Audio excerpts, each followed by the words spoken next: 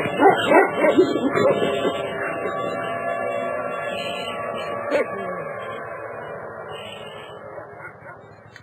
listening to the Hour of the Time.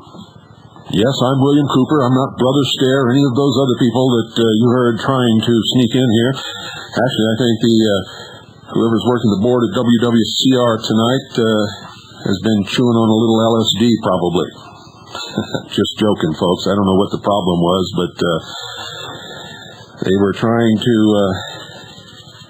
get everybody in here but us. No Q tonight. The Q is supposed to be the station identification. Are you listening, WWCR? The Q is supposed to be the station identification, not Brother Stare, and not whoever those other people were, the Liberty News Hour or whatever it was. So, since we're paying good money for our airtime, I would appreciate a little more attention to duty. Thank you very much. Ladies and gentlemen, I'm extremely... exactly 1 minute before we went on the air, the printer completed printing out the end of Volume 1 of the 15 chapters which cover only April the 19th, the bombing of the Oklahoma City Mira Federal Building. I haven't had a chance to read any of this. It's an extremely emotional thing for me. We have been working on this for a long, long time. Our Oklahoma City station chief, actually she's the station chief for 4 states, has put her heart and soul into this. The entire investigative abilities of the intelligence service and the people that work for her have contributed to this. We have all been waiting with bated breath for it to be completed. I want to sincerely congratulate all of the personnel who work under her command and who have devoted their time and attention to the honest search for the truth, who have exhibited tremendous investigative and research skills and have not bit into any of the deceptions or the lies or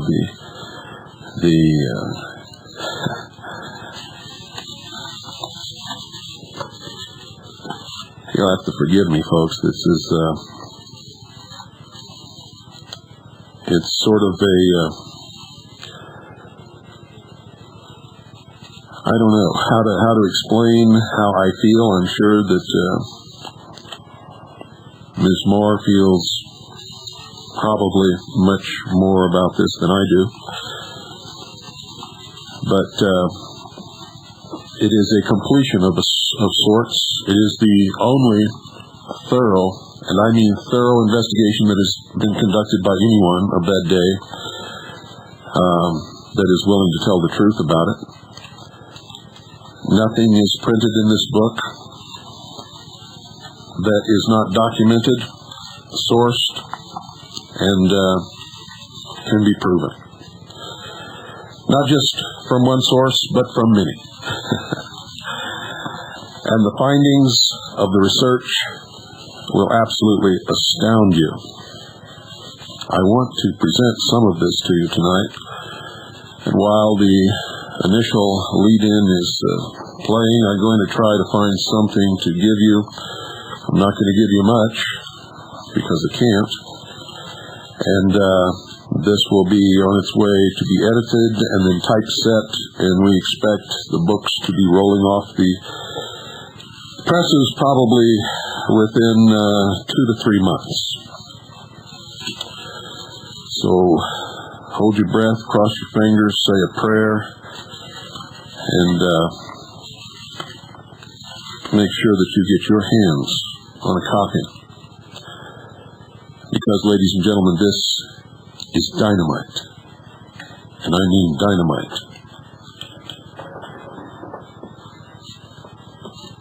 Remember, this is 15 long chapters that cover only April the 19th and no more. Subsequent volumes will cover the results of our investigation after that fateful date.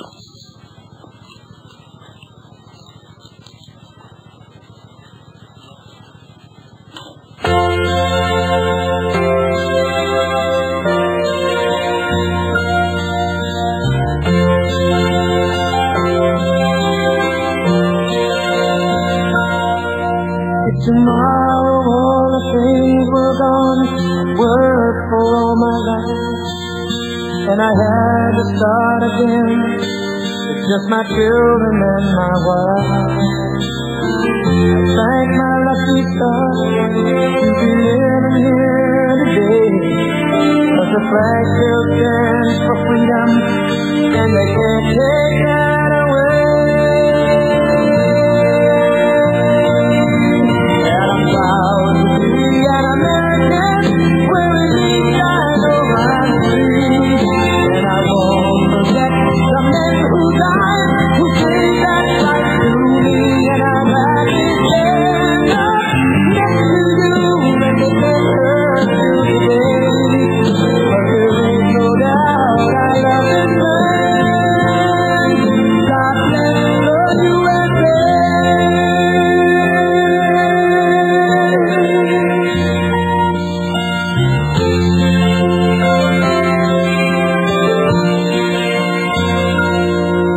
From the lakes of Minnesota to the hills of Tennessee, across the plains from sea to shining sea, from Detroit down to Houston and New York, USA, where there's pride in every American heart, and it's time we stand and say.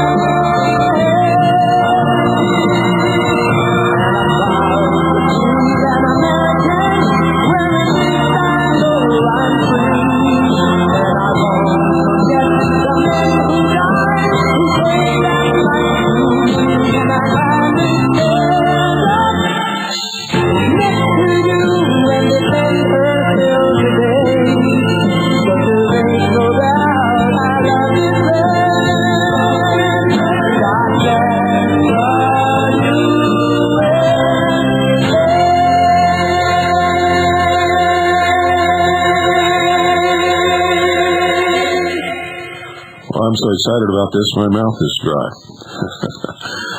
And no matter how much water I drink, I can't get it back in the proper way it's supposed to be. Michele, if you're listening,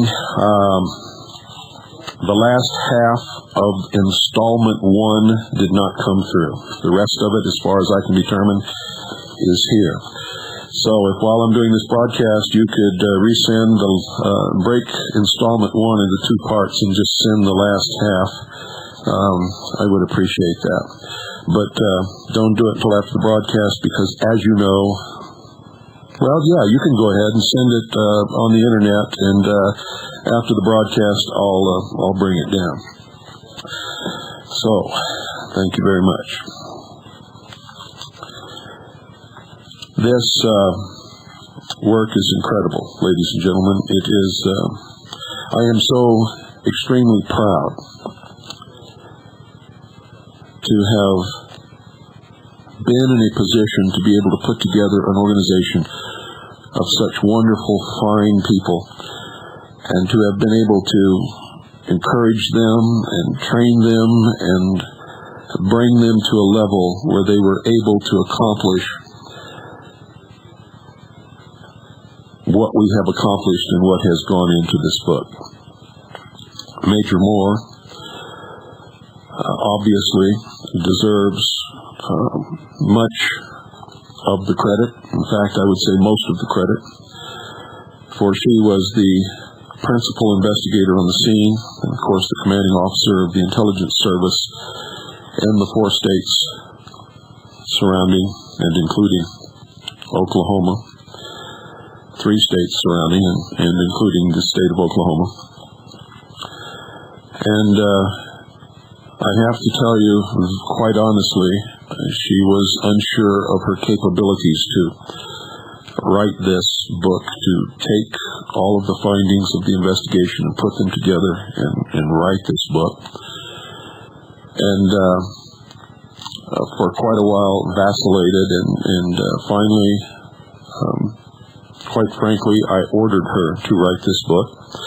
And in our organization, our people follow orders.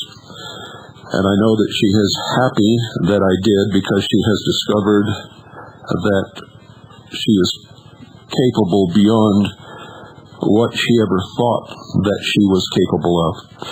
And she has produced truly a monumental work, which I know will become an American classic, with no doubt in my mind.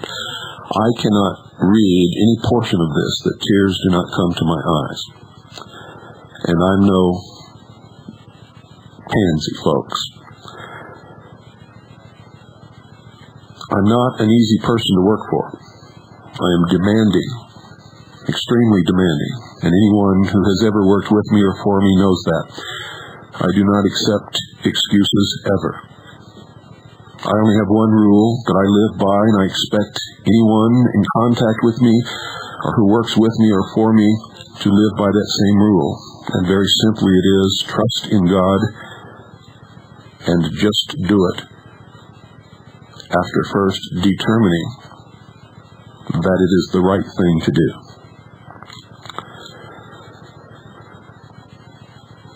Work with us never stops.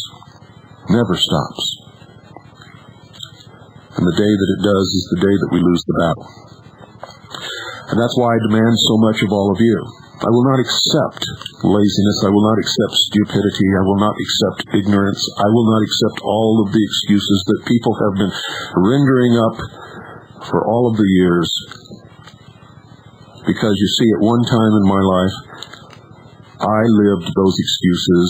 I was a sheeple. I was firmly entrenched in the establishment version of everything, reared in a military family.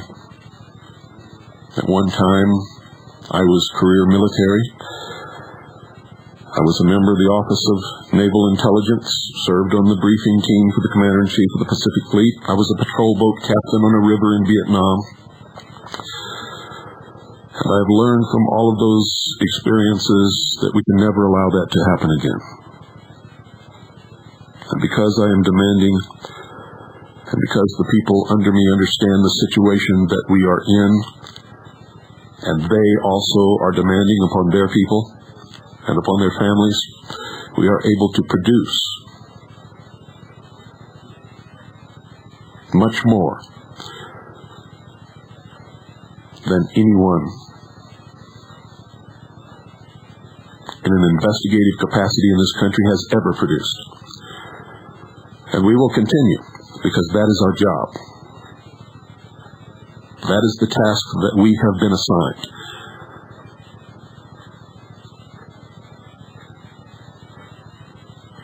And sometimes I know, because I feel it also, our people feel overly burdened. I know that they feel that they work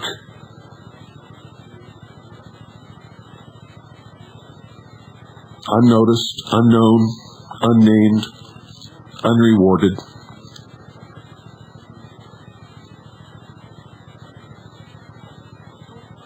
They're stressed, They know that our ability to produce information may be the hinge upon which the door is opened, may be the difference between defeat and victory.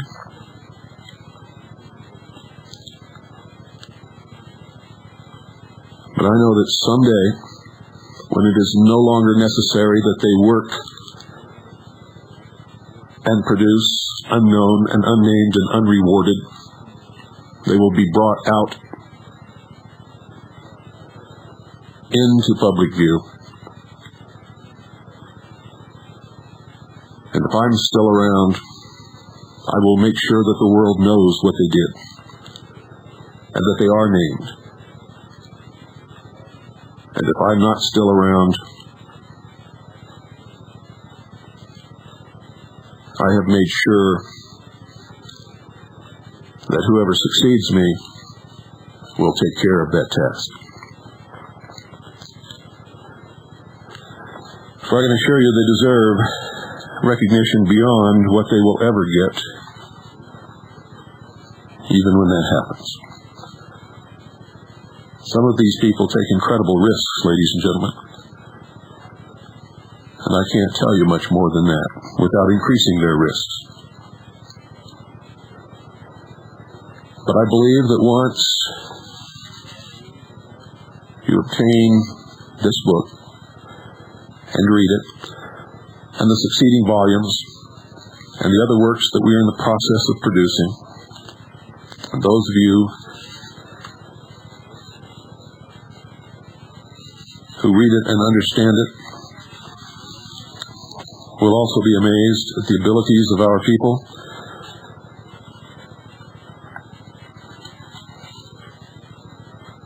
and their dedication and their sacrifice.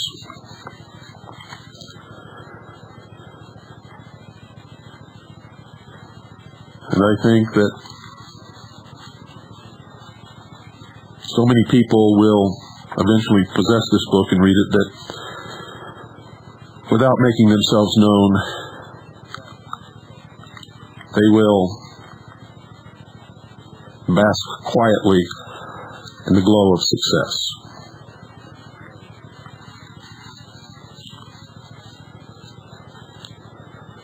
So sit back and listen. I'm just going to read you some of this for the rest of the hour. And then that's all you're ever going to hear about this book on this broadcast until it's printed, bound, and ready to go out. So, start putting aside a little money now. 10% of all the sales will go to Michele Moore as the author, as her royalty, so to speak. A portion will go into the operating fund of the intelligence service. Other portions will go to unnamed people who need funds desperately to continue their research.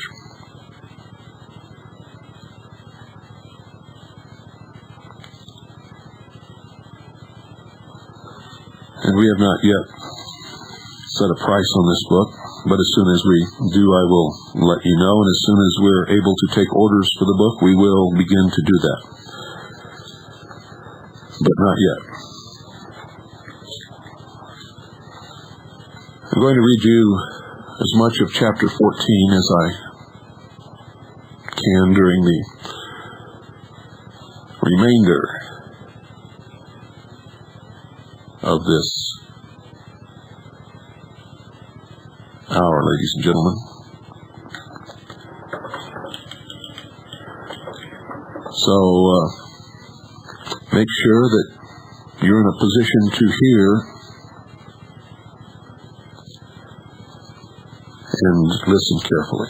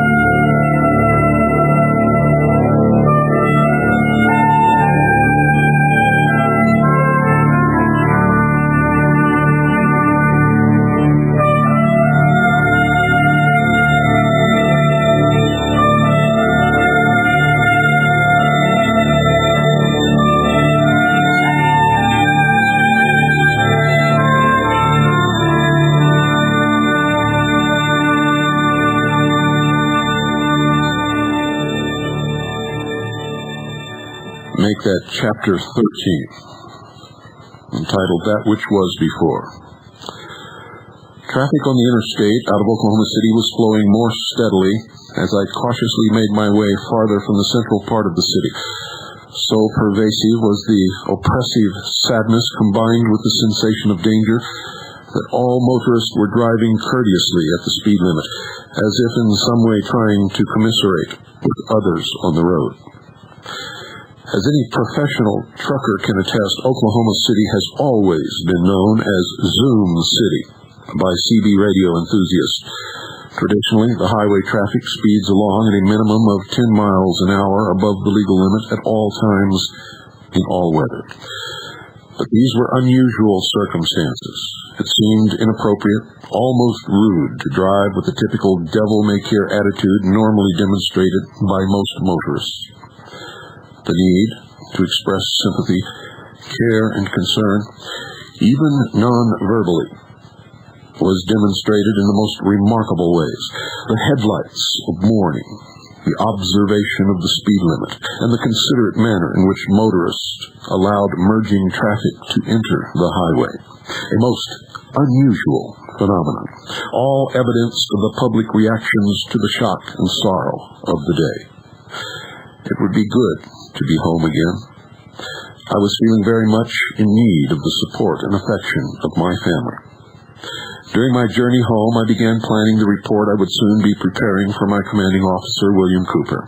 Twice during the drive, I pulled off under the shoulder of the highway to quickly jot down notes about situations and conditions which I felt might be of importance.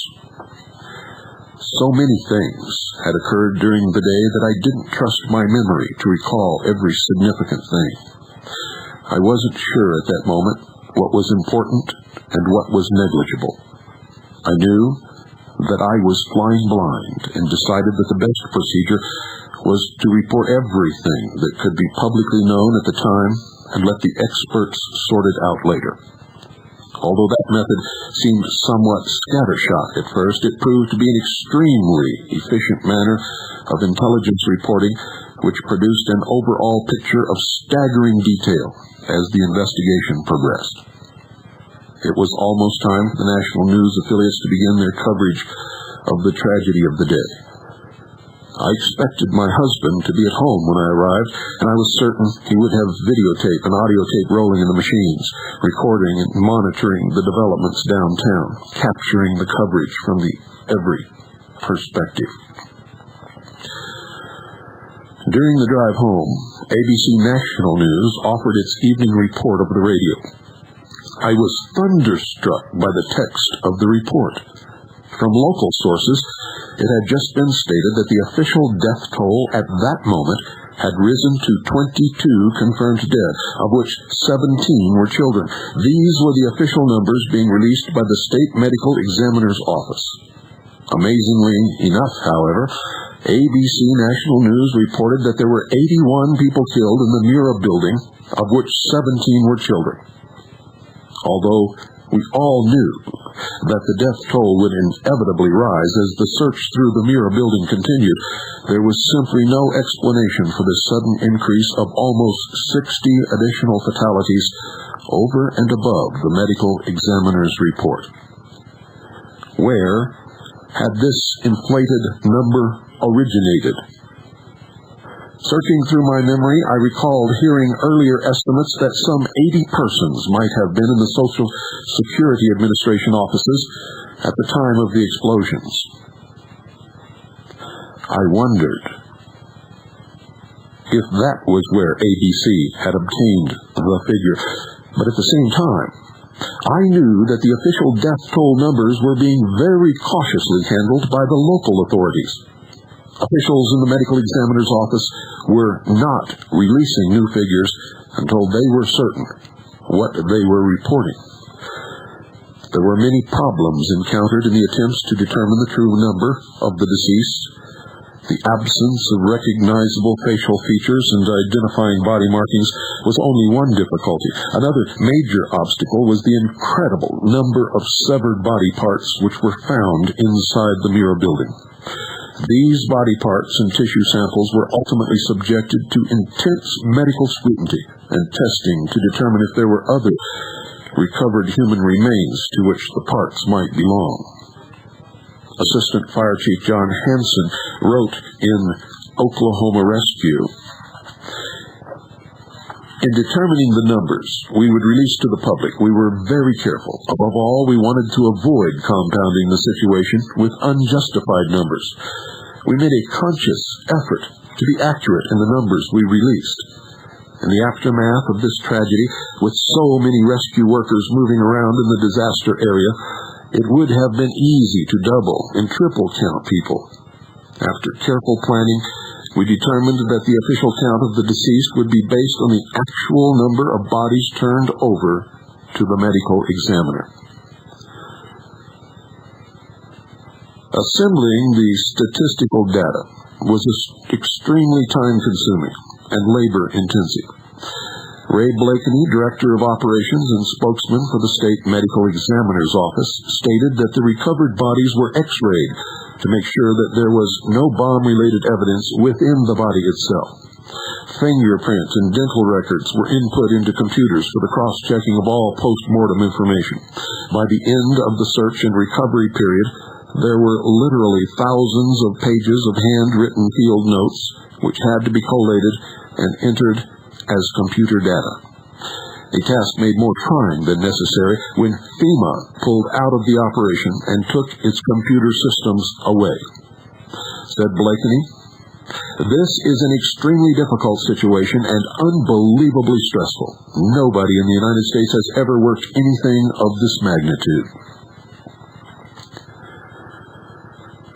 10 months after the bombing, the medical examiner's office reported that there were still over 80 unidentified body parts and tissue samples for which there was no corresponding match with any other deceased victim. The identity of the persons whose parts were found may never be known, and it is most peculiar that no family members have ever come forward claiming that their loved ones were never recovered from the building. At one time, a common tissue burial of these severed parts was discussed by officials, but the burial was delayed pending the trial of the bombing suspects. At the time of this writing, the unidentified remains are still in long-term storage at the facilities of the medical examiner. There was something vaguely familiar about the death toll reported by ABC News. I could not quite find the correlating memory of 81 dead, 17 children, but I knew that I had heard it before. It was only later that I came to realize that the figures were the same as those initially released following the Waco massacre 2 years previously.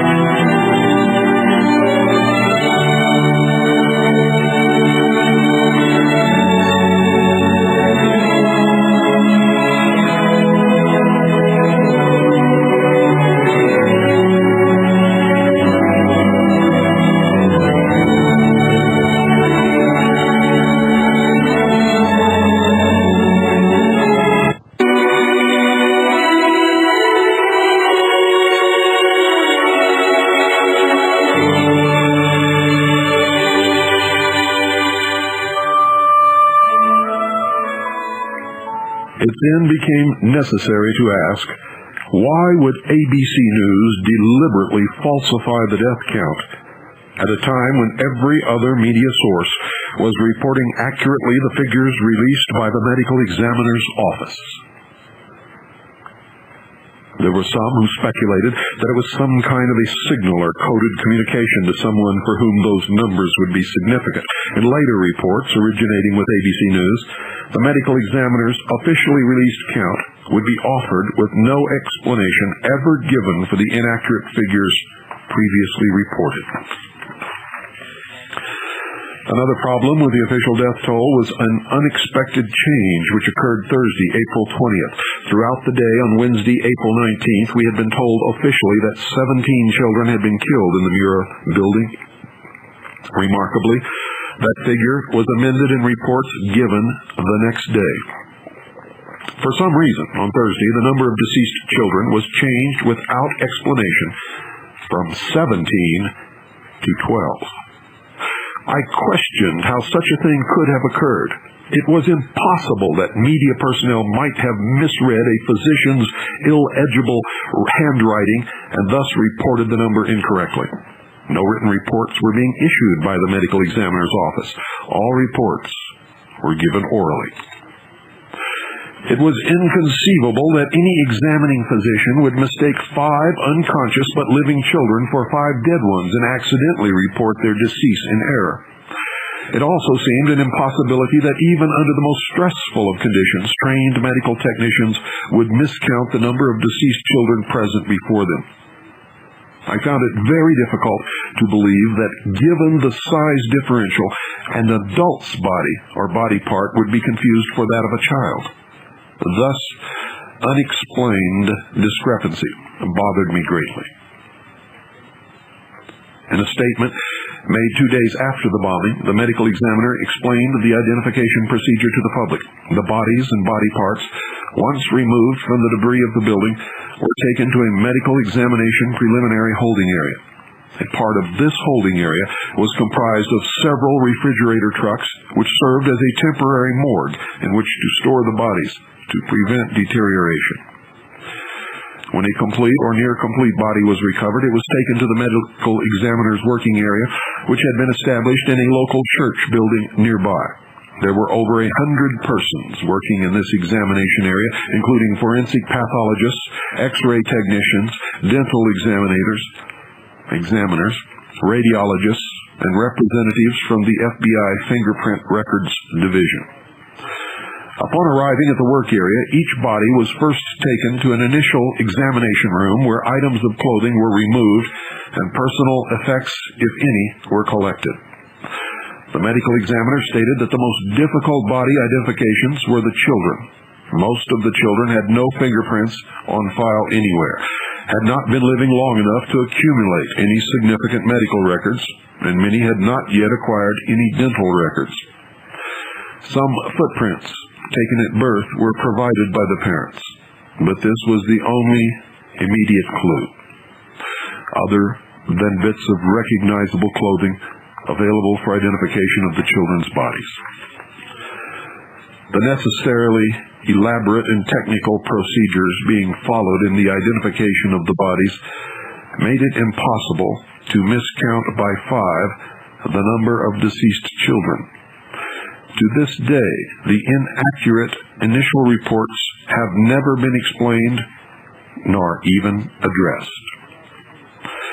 Throughout the day of the bombing, we had been told in street curb interviews that there were more fatalities than were being reported, simply because the medical examiner wanted to make absolutely certain that the official death count was not unintentionally inflated by counting each recovered severed part as an individual. The task of assembling the bodily remains for burial was time-consuming, stressful, and extremely gruesome. Many of the medical workers who had spent the entire day at the bomb site were upset by the body count reports and conveyed their distress to the media. Said KWTV Channel 9 reporter Randy Renner, "Everybody who walks out of there, you can tell they've been in there, and they come by and they say, it's worse than anybody realizes. And that's all you have to know." Nurse Toni Garrett was particularly distressed. She had volunteered in company with another nurse and a physician to tag the bodies in the Mirror Building, the street, and the other buildings in the area. This traumatic task was especially important during the rescue effort because it enabled the rescue workers to determine at a glance that a discovered victim was deceased. If they saw the body tag, they knew that there was no immediate need at that moment to extricate the body from the rubble. Their much-needed attentions could be directed toward finding and removing the survivors. Nurse Garrett had personally tagged over 120 deceased victims that day, and the medical examiner's reports of 22 dead had stunned her by its inaccuracy. Garrett was not ignorant of the identification procedures employed by the medical examiner's team of experts, and she was not overreacting to the stress of the day's labors. In Garrett's opinion, the actual number of the deceased was being suppressed. She based her allegations on an unexpected encounter with the Federal Bureau of Investigation. Tony Garrett and her husband Earl told their story in private interviews conducted by Chuck Allen. Tony's narrative begins during the late afternoon of April 19th, when it had been determined that there would be no second wave of injured in need of treatment by the medical personnel. Nurse Garrett began the narrative, and her husband Earl interjected comments during her statements. Said Tony, "My husband and I had gone down to a triage center that they had set up at 5th and Oklahoma Street. The makeshift morgue had been moved from the church across the street south of the Mirror Building, which was also destroyed in the bombing, to this building, next to the triage center. We were told that we were going to wait for any more wounded or dead to be brought to this location. There were several doctors and nurses who had come in to work at the triage center. My husband and I told them we were going for a short walk, since we were all waiting and had been for some time." At this point, Earl continued, "When we left the triage morgue, we needed to take a break. We had been walking down the side streets. It was about 6th Street that we went to. We looked at the damage. There was damage all the way over on Oklahoma Street. The Oklahoma Publishing Company had their doors blown out. Suddenly, cars started pulling up. They were all federal agencies. You could tell because they were getting their jackets out that said FBI and ATF and everything. I think they were wiring in a command center because there were the phone people there and the cable companies and so forth. They acted like it was just a drill, like it was no big deal. They were kind of joking around and all that kind of stuff. I made a comment to Tony. I said, I can't believe they're here and acting like nothing has even happened, like it's just another drill. They acted like it was no big deal. Said Tony, when we left to take a break, the doctors and nurses were busily working, trying to get the cots set up and get the IVs set up. When we got back, the news media was there, and I was upset about the fact that they were not giving the true body count. I was being interviewed by a lady from TBN, Trinity Broadcasting Network. I told her that I was highly upset because the news media and the information they were being given was not accurate information. There were many more bodies than what they were saying on the news media and releasing at the time. I had tagged over 120 bodies myself during the day. I told her I was very distressed over that because I felt like the public had a right to know exactly what took place up there. When the interview was over, we entered the building and I noticed that most of the doctors and nurses who had been there before were gone. We hadn't been away more than 20 minutes or so. During the 20 minutes that Tony and Earl had been on their break, a change in mood had occurred at the triage center. Earl continued the narrative at this point. There was just a different atmosphere, said Mr. Garrett. There was nobody helping anyone. Before, there were people bringing in food and medical supplies, just everything. When we came back in, there was a cold, callous atmosphere. I found out later that the FBI had taken over, and that changed everything. They, the FBI, didn't like that Tony was being interviewed by the media. An agent walked up to me and said, "Do you know her?" I said, yes, she's my wife. He said, what is she doing? I said, she's kind of upset because they're trying to keep the body count a secret. The man turned around and walked away from me. I found out later that they were federal officials.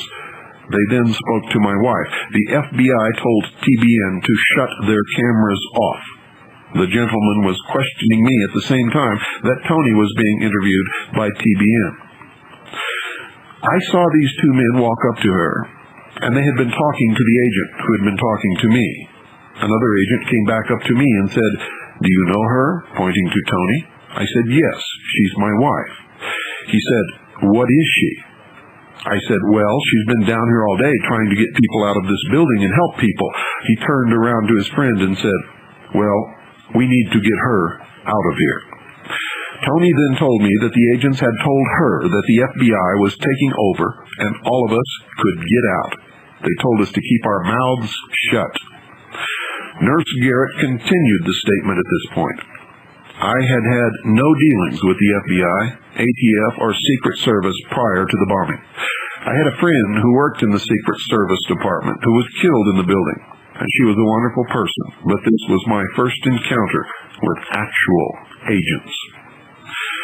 When they came over to me, one of the agents was very pompous and arrogant about asking me who I was, what I was doing there, if I was a civilian, where I worked, and what my name was. I didn't feel like any of that pertained to what was going on that day or what had happened that day, and he wanted to know everything about me. Since I didn't feel that it was important, I just told him that I had been down there all day and had done what needed to be done. It was just hard for me to be down there and see what went on, knowing what went on, and none of it was portrayed accurately by the media. He said, well, we're down here now, and we're taking over the building. It would be advisable and recommendable that you keep your mouth shut. The questions raised by the Garretts concerning the inaccurate body count remain unanswered to this day. No explanation has ever been given for the FBI's insistence that the Garretts keep their mouths shut about the issue. In addition, there has never been any move on the part of the medical examiner's office to increase the official death toll to include the over 80 remaining body parts and tissue samples held in storage, and the full disclosure of the circumstances surrounding the exhumation of the body of victim Lakeisha Levy to remove one of the legs which had been buried with her, and to replace it with what had become known as the mystery leg, a situation which changed the official death toll months after the bombing, is a matter for close examination in another volume of this narrative. Suffice it to say that on April 19th, the death toll was still climbing. The number determined by members of the medical community involved in the body count was 6 times the number officially released by the medical examiner's office, and the FBI was telling medical personnel to keep their mouths shut about what they knew. The incorrect body count was but one inaccuracy of many that day, deliberate or otherwise. Of all of the mainstream broadcast media, only ABC News had released a death toll different from the medical examiner's official number. As the national media began to take over the airwaves during the dinner hour, the seeds of disinformation which had been planted by federal authorities at the 5 o'clock press conference took root and became the sprouts of the, quote, official story, end quote, which would now be presented as absolute fact to an unsuspecting and uninformed public.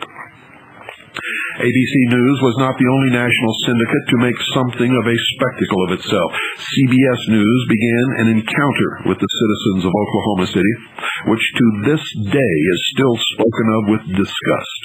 This incident has become by a byword whenever one wishes to refer to someone who insults from a position of arrogance and ignorance.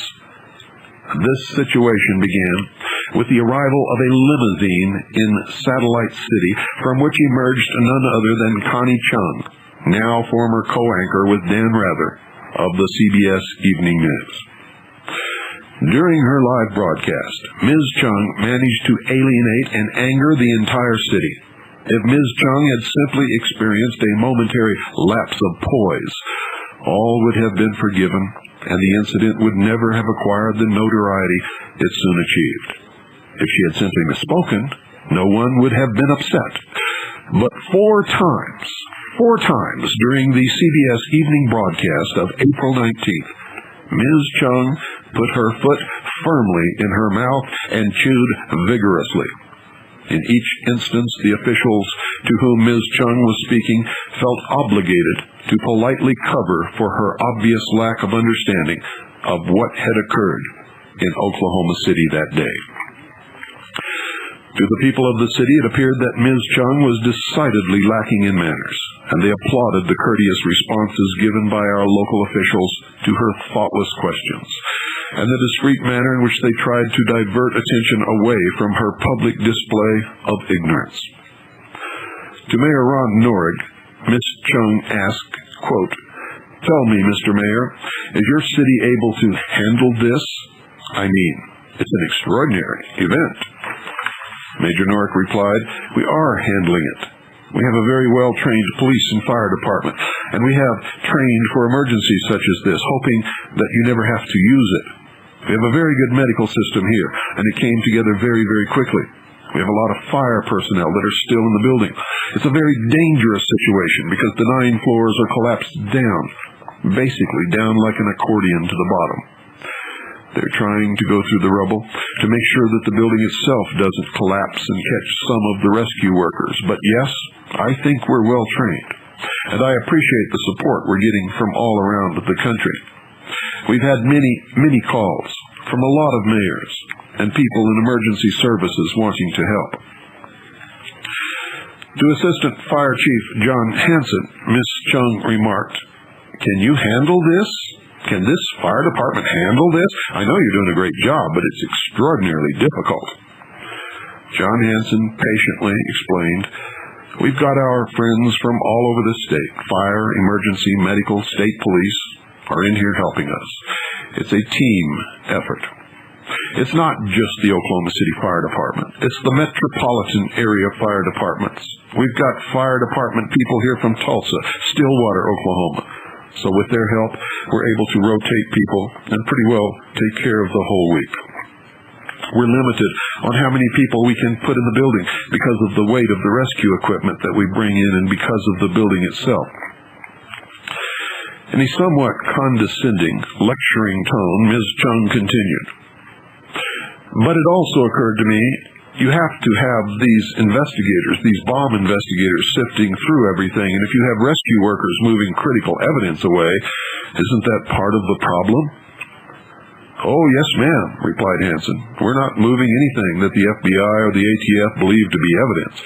We'll find another way around that. With the team effort inside, we have firefighters, we have the FBI, ATF, bomb squad people. We're going in together, kind of a unified search, so those representatives can take care of those things those individuals need to, all systematically, all working together." Not seeming to know when to quit, Ms. Chung continued her pedantic lecturing.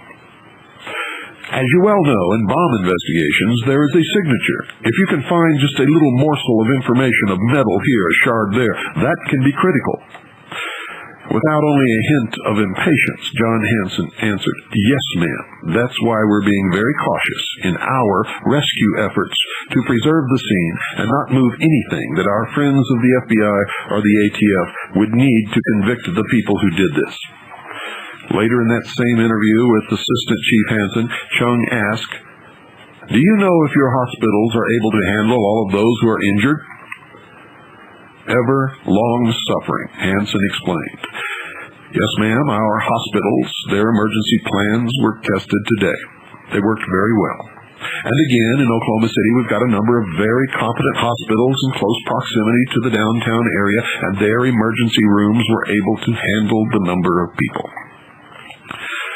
As if she were not content with the answers given by Oklahoma City's mayor and assistant fire chief, Ms. Chung interviewed Dr. Tom Coniglione, the medical director for St. Anthony Hospital, asking, "How are you able to handle this onslaught of injuries?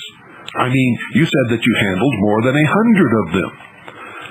Dr. Coniglione replied, well, because of the location of the hospital, and because so many doctors in Oklahoma trained at this hospital, they knew, when they heard of the location of the blast, that our hospital would be receiving a lot of injuries. Incredulously, Ms. Chung asked, you mean and they just came from all over the state? They just came. They came from all over, said Dr. Coniglione. At one point, I had 100 doctors in that area, and 3 times as many nurses and emergency medical technicians, and every injured patient had his own doctor or team of doctors. It was the most amazing outpouring of support that I have ever seen for any occasion. Ms. Chung could only respond, that's extraordinary.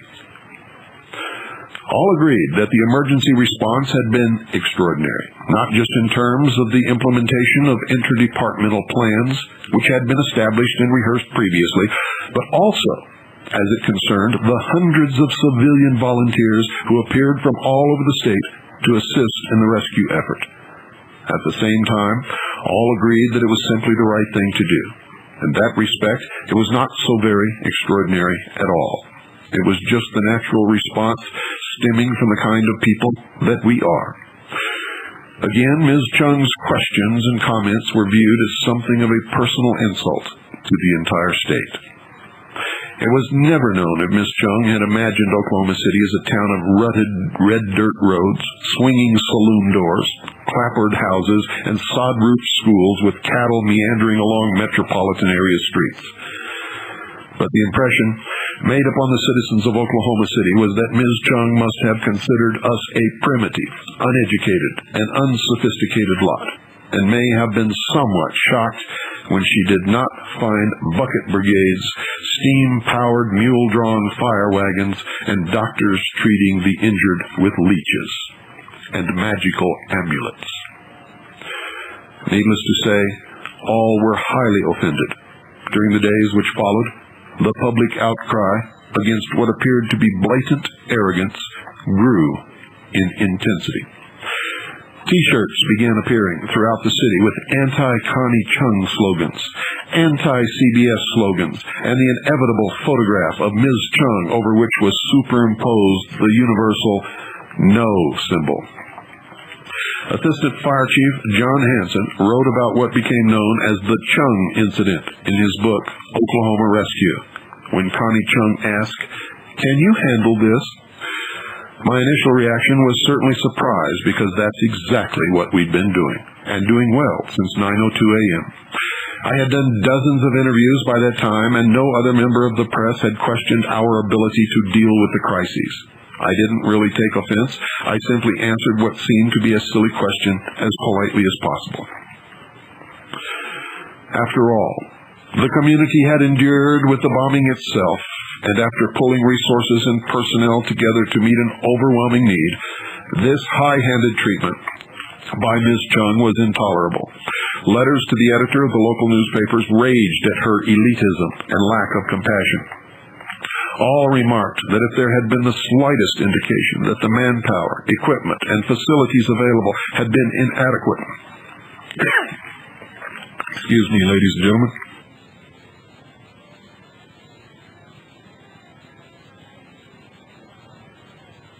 I'm having a great problem keeping my mouth and throat adequately dampened. All remarked that if there had been the slightest indication that the manpower, equipment, and facilities available had been inadequate to deal with the tragedy, local authorities would most certainly have been the first to address the situation and remedy it without delay. Assistant Chief Hanson wrote, "I had no idea at the time that her doubts about our department would so deeply offend many of my fellow Oklahomans and even the rest of the nation. Citizens here have always felt a pride of ownership in the fire department, and after watching the rescuers at work all day on April 19th, they interpreted her remark as degrading and frankly ridiculous. The anti-Connie Chung t-shirts that showed up on the streets downtown sent a message to CBS that the problem wasn't going to go away easily. Apparently, she felt it was her responsibility to ask me what she believed were tough questions. I saw the public get tough as they responded to her question with a huge outpouring of support and respect for the firefighters searching for survivors. Although CBS arranged another televised interview during which Connie Chung spoke once more with Assistant Chief John Hanson and apologetically tried to put the matter to rest, the resentment ran too deep to be wiped away by this awkwardly staged and obviously contrived reconciliation. On Saturday, May 20th, 1995, Connie Chung's contract as co-anchor of the CBS Evening News was terminated. Good night, ladies and gentlemen. Major Michele Moore, you have done a remarkable thing. And from my heart, I thank you. And God bless each and every single one of you.